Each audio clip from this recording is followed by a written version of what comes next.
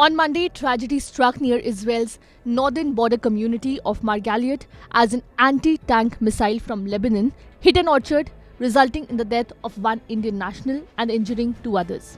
All three victims were from the southern state of Kerala. The deceased, identified as Pat Niben Maxwell from Kollam, had his remains identified at Zeev Hospital. Maxwell, who had only been in Israel for 2 months, was employed on a farm when the attack occurred. He leaves behind a 5-year-old daughter and his pregnant wife.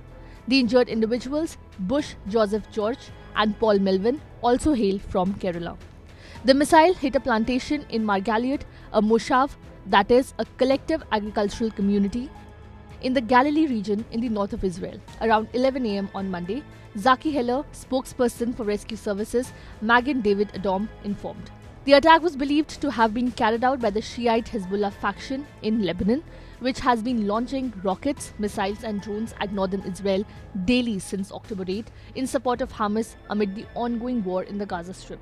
Pathros Maxwell, the father of the victim, recounted receiving a heart-wrenching call from his daughter-in-law around 4:30 p.m, notifying him of his son's involvement in an accident.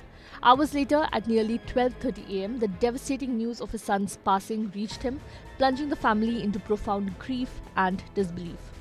Meanwhile, the Israeli embassy in India expressed grief over the death of the Indian national and said that the Israeli medical institutions were at the service of those injured in the attack.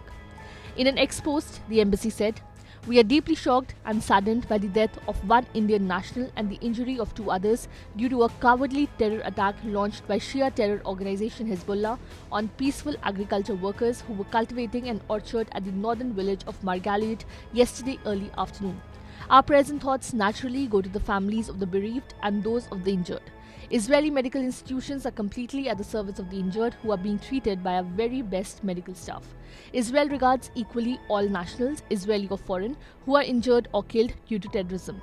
We will be there to support the families and offer them assistance. Our countries, who are sadly well versed in civilian laws, stand united in hopes of a speedy recovery for the injured and solace for the family of the bereaved," the embassy's tweet further read.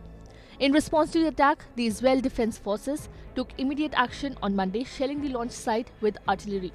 Additionally, the IDF targeted a Hezbollah compound in the southern Lebanon town of Chihini, where members of the group were reportedly gathered.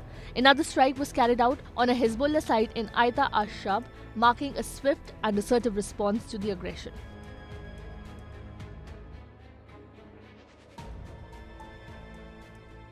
Subscribe to One India channel and never miss an update.